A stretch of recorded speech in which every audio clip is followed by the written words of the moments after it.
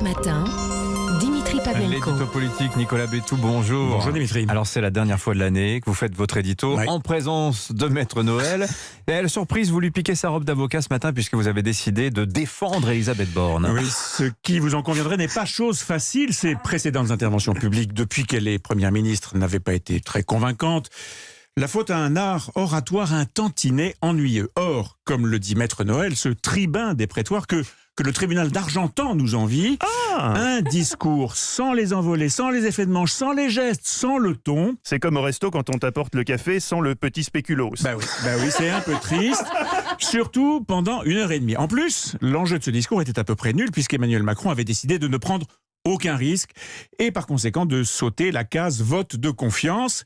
C'était ignorer les lois fondamentales de l'engagement en politique, celles définies par le président René Coty, les règles de base de la motivation militante. La politique, c'est pareil. Pour que ça intéresse les gens, il faut dramatiser. C'est exactement ça, mais là, pas de drame. Pas de drame, mais c'est quand même une bonne nouvelle pour Elisabeth Borne. C'est vrai, la première ministre a tenu le choc face aux hurlements de certains députés.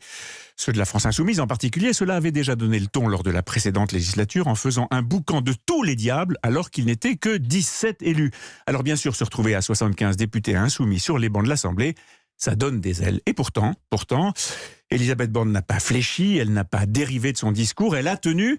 Vous savez comment ça s'appelle, être plongé comme ça dans un chaudron ? Bien sûr, le sadomasochisme. Bah non, pas du tout. Ça s'appelle un examen de passage réussi. Un peu comme quand on va au cinéma avec des pieds de plomb pour voir un film que tout le monde dit ennuyeux et qu'on passe finalement une bonne soirée. Bon, et sur le fond de son discours maintenant. Alors c'était davantage un discours de la méthode qu'un discours programme. Les deux mots clés, ceux qui sont revenus le plus souvent, c'est action et ensemble. Action pour affirmer que malgré une majorité relative, son gouvernement allait agir, et puis ensemble pour inviter les autres partis politiques à la concertation, à former des majorités de projets ou d'idées, texte par texte. Ça a d'ailleurs donné une séquence un peu maladroite, un peu gnangnan. Elisabeth Borne énumérant tous les présidents de groupes parlementaires pour les remercier de lui avoir apporté des idées. Merci à toi Aurore, merci à toi Olivier, et toi Julien, et toi Boris, et vous tous. André, Laurent, Jean-Paul et Cyrielle, Louison et Brenda. C'était presque touchant. J'étais un peu comme Mathieu Noël. J'ai été submergé par l'émotion. Ah oui. Mais moi, j'ai vite repris mes esprits en constatant qu'il en manquait deux prénoms. La présidente des députés Rassemblement National et celle du groupe France Insoumise. Et on sait pourquoi. Il y a des limites aux ailes. Mais non. Comme avocat, je ne sais pas, mais vous ne comprenez rien à la politique. C'est parce que ces deux partis représentent les extrêmes, et oui. Des conneries, on en dit tous. Bah non, pas tous. Pas tous. En tout cas, la première ministre a été très claire face aux extrêmes, à gauche et à droite. L'urgence, le mot d'ordre, c'est... Aucune idée, moi à 16h j'ai surtout le soin du cordon. Oui, bon, en fait, on dit cordon sanitaire. Mais sur le fond, vous avez raison. Est-ce que ce discours de politique générale a été l'occasion, Nicolas, d'annoncer des mesures ? Alors, des grands principes, oui. Par exemple, le recul de l'âge de la retraite. What the fuck ? Ah, mais calmez-vous, maître. Calmez-vous, vous me faites penser à Jean-Luc Mélenchon parlant de votre Porsche. Vous savez qu'il va tout vous prendre. Les voitures, le haras, le restaurant, la tondeuse autoportée, tout. Oh non, tout. Alors qu'avec Emmanuel Macron, pas d'impôts nouveaux, pas de dettes nouvelles non plus. Et même une réduction de la dette publique. Vous savez que c'est très douloureux la dette, surtout quand les taux d'intérêt montent. Si je devais prendre une image, je dirais que c'est un peu comme... L'herpès de l'hippopotame ? Mais non, décidément, vous ne comprenez rien à la politique. Votre cas est absolument désespéré.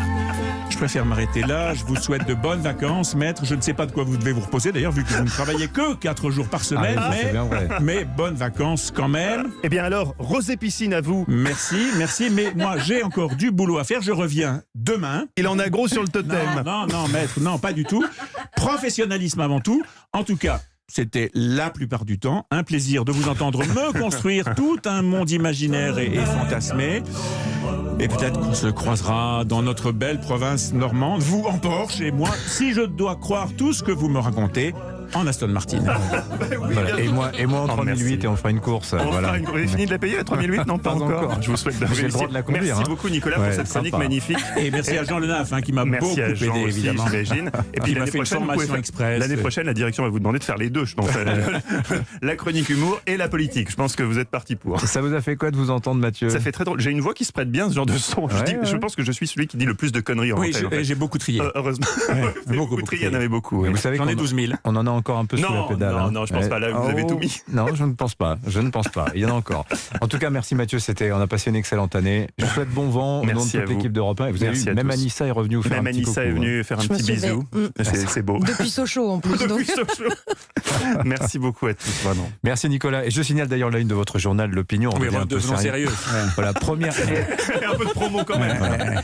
Vous nous parlez d'Elisabeth Borne ce matin. Première haie franchie pour la Première ministre, mais le plus dur à venir. Quelle chance de succès à l'Assemblée pour le projet de loi pouvoir d'achat?